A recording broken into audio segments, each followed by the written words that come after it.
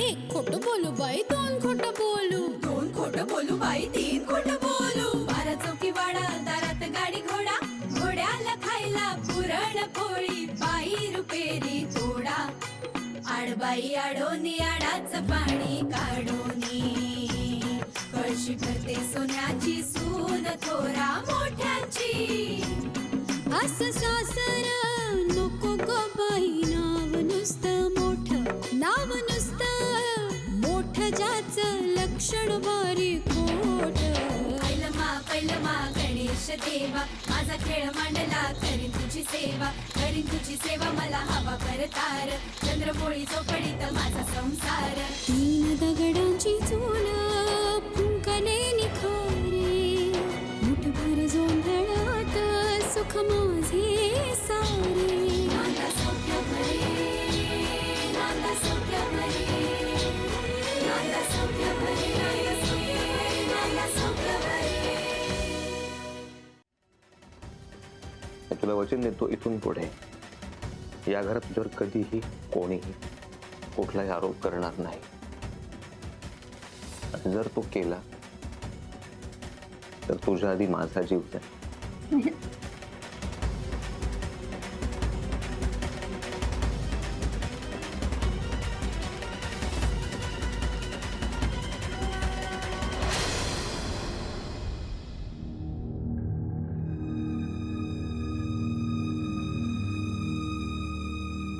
कधी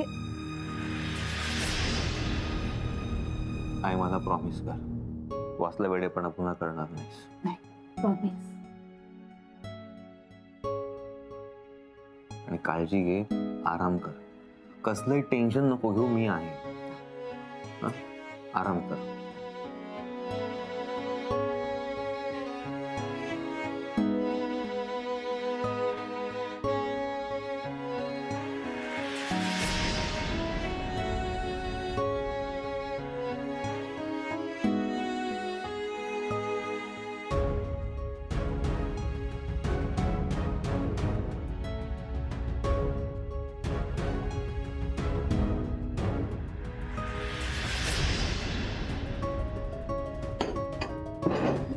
भाऊजी, स्वानंदी, भाऊजी बाहेर निघून गेलेत. जा ना, तू थांबव त्यांना. आता का बाहेर गेले? काय झालंय? आपण बसू तिथे. चल, तू रडू नको, शांत हो. रडू नको जरा. आता मी पाणी आणते तुझं. नाही बाई, प्लीज तुम्ही माझ्या जवळच बसून राहा. तू एवढी रडतेस म्हणजे काहीतरी भयंकर झालंय. मला सांगशील? आई का वागताय तशा? कुठे कमी पडलोय आपण त्यांना समजून घेण्यात? इतका रागराग, इतका तिरस्कार. आपल्याला तर त्रास देतातच आहेत, पण आपल्या घरच्यांनाही त्रास देतात. काय मिळतं त्यांना? कसला आनंद मिळतो त्यांना हे सगळं करून?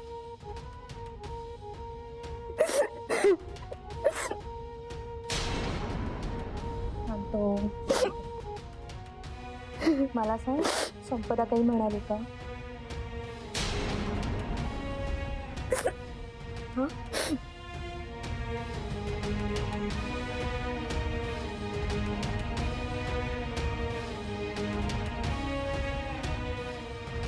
पण मला सांगा, आपल्या घरात नवसाचा गणपती का आणला होता? तुझे बाबा आरोपातून निष्कलंक सुटले म्हणून. पण त्यांच्यावर कलंक लावण्याचा प्लॅन सुद्धा आईंनीच केला होता. काय काय म्हणतेस तू? म्हणजे ते पैसे, टिफिन मध्ये पैसे, पण तो डबा तर तुझ्या घरातून गेला होता ना? आईंनी सगळं संपदा ताईकडनं करवून घेतलं. म्हणजे आईंनी नाही, बाबांनी. पण आई होतेच त्यांच्या बरोबर. मी सगळा फोन कॉल ऐकलाय त्यांचा. पण असं का केलं त्यांनी? उपाय मला, माझ्या घरच्यांना, माझ्या बाबांना त्रास द्यायला. आणि संपदाने त्यांना साथ दिली. तो कारण तिला 10 लाख रुपये मिळाले ना. आणि हे सगळं करताना कुणासाठी आपण कुणाला त्रास देतोय ह्याचा विचारच नाही केला तिने. आणि स्वानंदी, त्यावेळेस तर आपल्या आई शिरखेडला गेल्या होत्या, मुंबईत नव्हत्या. नाही नाही, मला वाटतं हे सुद्धा खोटं आहे. म्हणजे बघा ना, काका आपल्या घरी 4-5 दिवस होते, त्यांच्या तोंडात एकदाही त्याचा उल्लेख झाला नाही. मी एक काम करते, मी काकांना फोन करून विचारते आई शिरखेडला आल्या होत्या की नाही. आपण ना हे सगळं संपवून टाकू. तुला हे संपदाने आत्ताच का सांगितलं? कारण महेशला US ला नोकरी मिळाली. त्याने संपदा ताईला सांगितलं जे काही आहे ते खरं खरं जाऊन स्वानंदीला सांग, तरच मी तुला सोबत घेऊन जाईन. शी, आपल्या आई इतक्या खालच्या थराला विचारही करवत नाही. प्रत्येक वेळी वाटत राहिलं की त्या याहून नाही नीचपणा करणार, पण दिवसेंदिवस त्या खालच्या पायरीलाच जात आहेत. माझीच चूक आहे, माझीच चूक आहे. कारण काका बोलले ते बरोबर आहे. मी त्यांना सतत पाठीशी घालत राहिले ना, म्हणून हे सगळं घडतंय. आता चुकलं. तू शांत हो स्वानंदी. हे तू नील भाऊजींना कसं सांगायचं? तेच कळत नाहीये. आईचं नाव जरी काढलं तरी ते काही ऐकून घेत नाहीत, आणि आता तर घेणारही नाही. एक आई आपल्याच मुलाला किती वर्ष फसवू शकते. आणि हे पण बघा ना, म्हणजे प्रेम करावं पण इतकं आंधळेपणाने. म्हणजे तुम्ही एक काम करा, निरंजन भाऊजींना बोलवून घ्या, जे काही आपण आता सगळं संपवून टाकू. आता खूप झालं, आता नाही सहन. तू शांत. मी बोलावते त्यांना. तू शांत हो. आणि तू जरा ना शांत डोक्याने विचार. आणि हे बघ स्वानंदी बाळा, तू एक लक्षात ठेव, आई तुला रडवून आहेत ना कधीच खुश राहणार नाही. शांत शांत हो बाळा.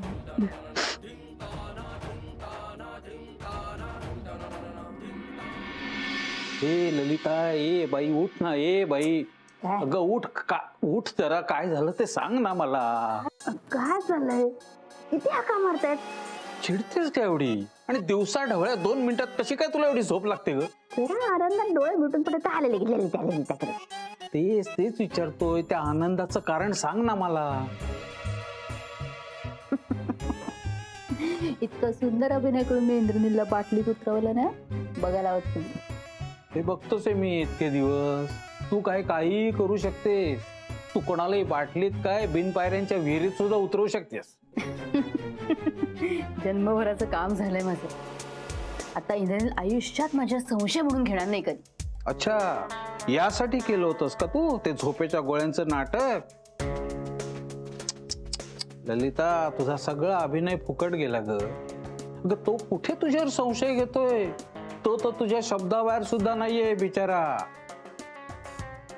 हे म्हणजे दारू पिऊन झिंगणाऱ्याला आणखीन थोडी दारू पाजणार का झालंय? तुम्हाला ना नाहीच कळणार, ते नाहीच कळू शकणार. भिंती कमकुवत झाल्या ना की त्याच्या असणाऱ्या खुंट्या बळकट करायला लागतात. तसंच इंद्रनील नावाची खुंटी मी बळकट केलेली.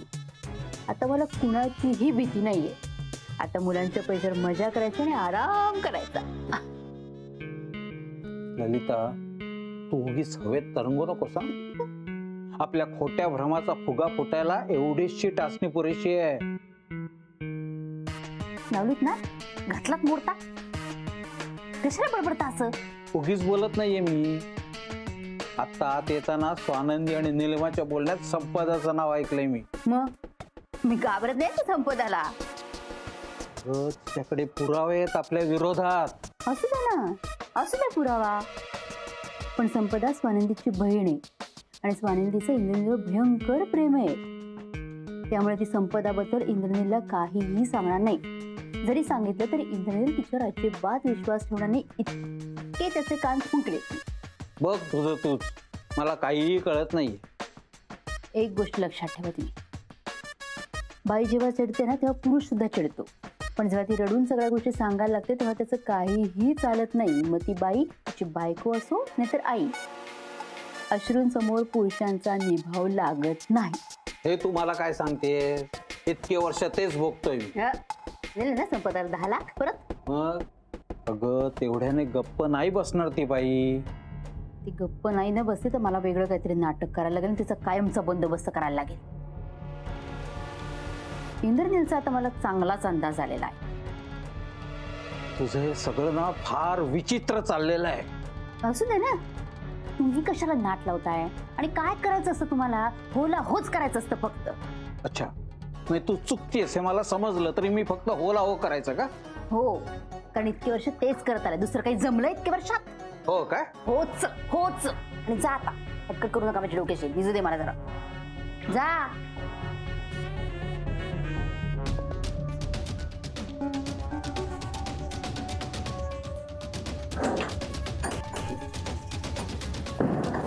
तोडा तोडा दरवाजा आता. कटकट मस्ती होती.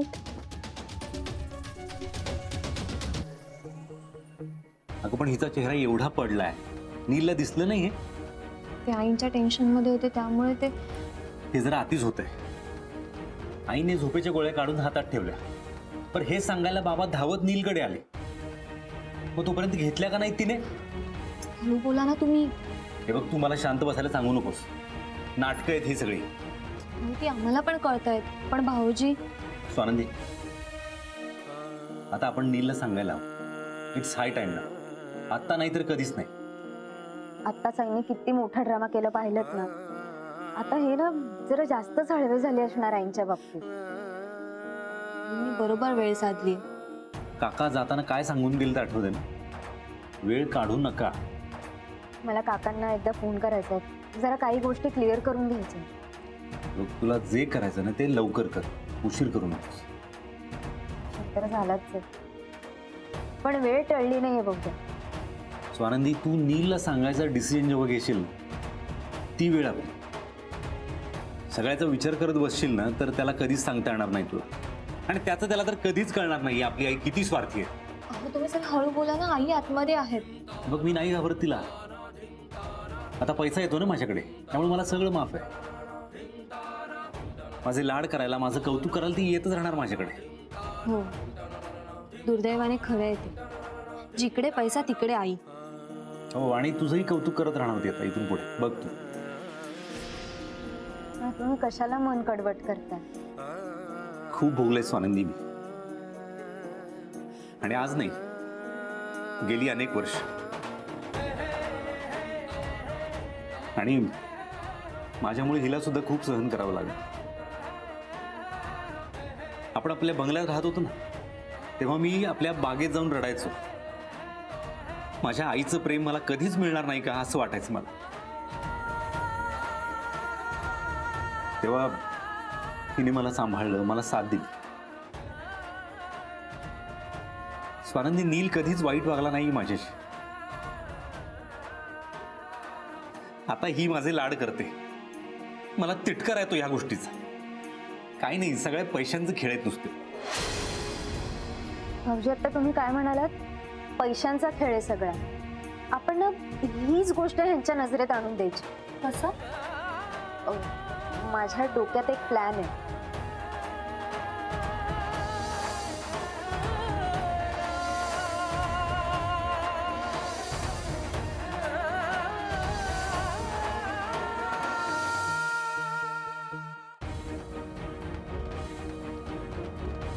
हा प्लॅन जर वर्क झाला ना तर ह्यांना आईंच्या स्वभावाबद्दल कळेल, आणि मग इतकी वर्ष डोळ्यावरची पट्टी बांधून बसलेत ना ती कायमची निघून जाईल.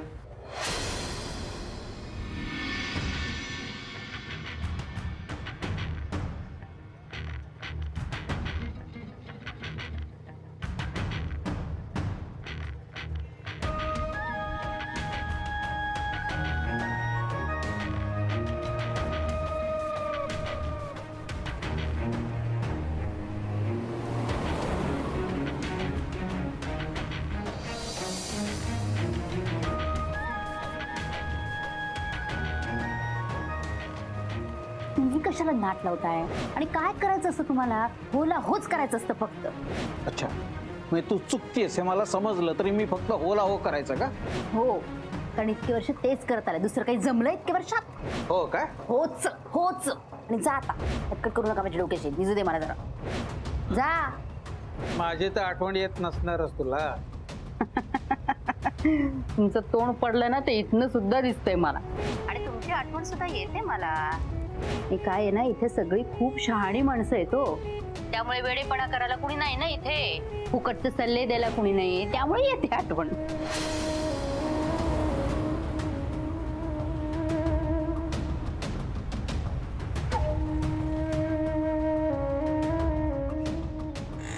काय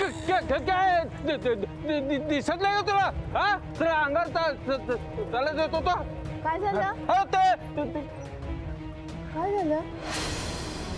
वच्ची मावशी काय दिसता तुम्ही?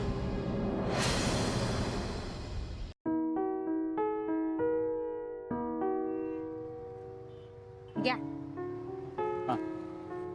गरम चहा घ्या म्हणजे डोकं थंड होईल भाऊजी. नाही मला कळतंय तुमचं काहीतरी बिनसलंय, समजू शकते मी तुमचं कारण. ललिताने परत हाकललं बिकललं की काय अपमान करून. तुम्हाला कसं कळलं? मला कसं कळलं भाऊजी? मलाच कळू शकतं, कारण आतापर्यंत तुम्ही कुठलीच गोष्ट इतकी मनावर घेत नाही हो. तुम्ही फक्त ललिताचीच गोष्ट मनावर घेता. तुमच्या हातून जे जे काही झालंय, जे जे काही घडलंय ते फक्त ललितामुळे. आपल्या माणसापासून तुटला तो तुम्ही, भैया साहेबाच्या नजरेतून उतरलात. त्या बंगल्याचं काय केलं ते जर ताईला कळलं तर तिला काय वाटेल याची कल्पना केली भाऊजी तुम्ही? हा, मोठ्या बहिणीप्रमाणे सांभाळलं होती तुम्हाला. तिचा सुद्धा विश्वासघात केला तुम्ही ह्या ललितामुळे. तुम्हाला वाटत असेल भाऊजी की हे तुम्हाला मी आता का बोलते, यासाठीच बोलते की तुम्ही ना झोपेचं सोंग घेतलंय भाऊजी. तुम्हाला जागा करावं असं वाटतंय मला. ललिताचं काही नाही होऊ शकत, तिला कोणीच नाही जागा करू शकत, पण मला तुमच्याबद्दल विश्वास वाटत होता, पण तोही धुळीस मिळालाय. कारण तुम्हाला तेच हवंय, कष्ट न करता मिळालेला पैसा, ऐशो आराम, शानो शौकत, बास. तुम्हाला ललिताला विरोध करायला जमत नाही. तिने ना तुमचं बुजगावणं करून ठेवलंय भाऊजी. सतत मान झुकवत राहतात तिथं. काय मिळालं तुम्हाला? हा, यापेक्षा आपल्या मुलांचं ऐकलं असतं तर तिच्या हटवादीपणाला जरा आळा बसला असता. बरं तुम्ही सगळं तिचं ऐकलं, तुम्हाला काय मिळालं? भाऊजी, तुम्हाला तुमचा हक्क, तुमचा सन्मान मिळवायचा असेल ना तर ललिता पुढे झुकणं बंद करा. जमेल? स्वतःचा आब राखायला शिका भाऊजी. किती दिवस पैसा पैसा करणार आहात? जहागीरदार आहात तुम्ही. अहो, तुमच्यामुळे तिला पैसा मिळालाय, तुमच्यामुळे तिला मान मारात मिळालाय. तिनं झुकायचं तुमच्या समोर की तुम्ही झुकायचं? ती जे करते ते पसंत आहे तुम्हाला? तिच्या सुनांशी जे वागते ते आवडतं तुम्हाला भाऊजी? जे काही करते ना ती बाई ती फक्त पैशासाठी करते हो. भोळा भाबडा माझा इंद्रनील, तिथंच लेकरू आहे ना ते, त्याच्याही डोळ्यात धूळ झोकते ती बाई. आपल्या पोटच्या पोराशी असं कोणी वागतं का? अरे परक्याच्या पोराशी वागताना सुद्धा आपण 10 विचार करतो, आणि ही बाई.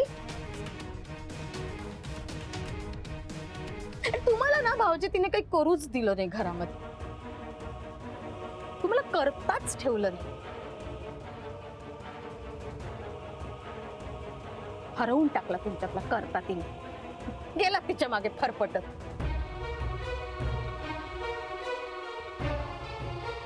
त्याला कारण एकच म्हणा, तुम्ही ना प्रचंड आळशी आहात भाऊजी.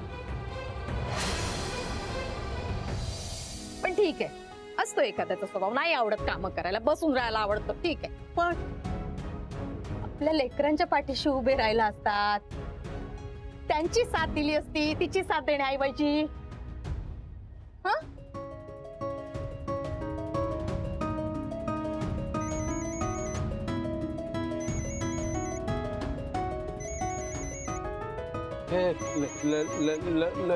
ललिताचा फोन आला, मी आलो. बायकोचा फोन आला आणि सगळ्यावर बोळा फिरला. गेले लगेच धावत. काहीच वाटलं नसेल यांना, कुठेच सुधारणार नाही का हा माणूस. स्वानंदी बाळा खड तर आहे ग बाई तुझा पुढचा प्रवास.